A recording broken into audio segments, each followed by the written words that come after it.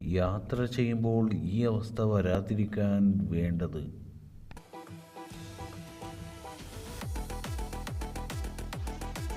ആവശ്യത്തിന് മുളക് പൊടി വേണം, പിന്നെ ഇഞ്ചി, തക്കാളി.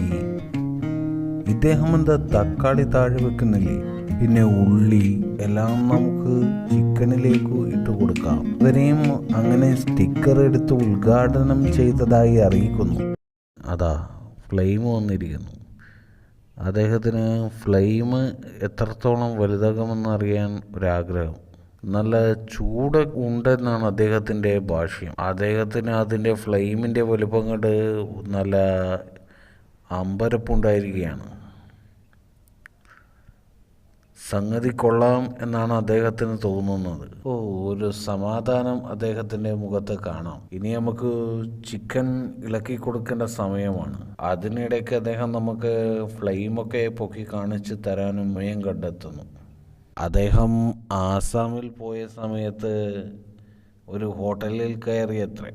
അപ്പോൾ തങ്ങൾക്ക് കിങ് ചില്ലി എന്താണെന്ന് അവിടുത്തെ ഹോട്ടലിലെ ആൾ പരിചയപ്പെടുത്തിയ കഥയാണത്.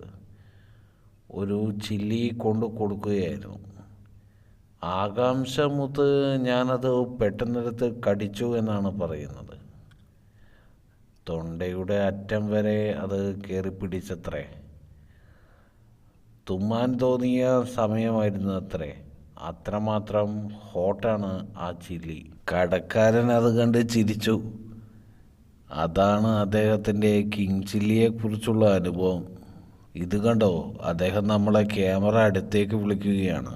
അത് തൻ്റെ ചിക്കൻ കറിയുടെ പാകത്തെക്കുറിച്ച് വിശദീകരിക്കാൻ വേണ്ടി വിളിക്കുകയാണ്. ഗ്യാസ് നല്ല അടിപൊളിയായി വർക്ക് ചെയ്യുന്നു.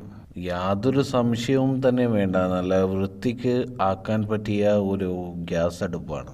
നമ്മൾ സാധാരണ കാണുന്ന ഗ്യാസ് അടുപ്പുകൾ അതേ ഫ്ലെയിമാണ് ഇതിന്. അതുകൊണ്ട് തന്നെ ഇതിൽ സംശയത്തിന് ഒരു ഇടയുമില്ല. ഗ്യാസ് എത്രമാത്രം നിറയ്ക്കണമെന്നുള്ള കാര്യത്തിൽ മാത്രം ചിന്തിച്ചാൽ മതിയാകും. ഇത് വളരെ നന്നായി വെന്ത് കിട്ടുന്നുണ്ട്. HP തന്നെ ചെറിയ സിലിണ്ടേഴ്സ് അവൈലബിൾ ആണ്. ഇത് 2 കിലോയുടെ HP മുതൽ 5 കിലോയുടെ HP സിലിണ്ടർ വരെ നമുക്ക് ലഭ്യമാണ്. മാത്രമല്ല ഇത് പെട്രോൾ പമ്പുകളിൽ നിന്നും റീചാർജ് ചെയ്യാൻ പറ്റുന്ന ഒരു സംഗതി കൂടിയാണ്. HP ഗ്യാസിൻ്റെ സിലിണ്ടറുകൾ നിങ്ങൾക്ക് ലോക്കലായി അവൈലബിൾ ആണ്. അത് നിങ്ങൾ യാത്ര ചെയ്ത് എത്തുന്ന സ്ഥലങ്ങളിൽ നിന്ന് നിങ്ങൾക്ക് അവിടുത്തെ ഏജൻസിയുമായി ബന്ധപ്പെട്ടാൽ ലഭിക്കാവുന്നതേ ഉള്ളൂ. അങ്ങനെ നമ്മൾ യാത്ര തുടങ്ങുകയാണ്.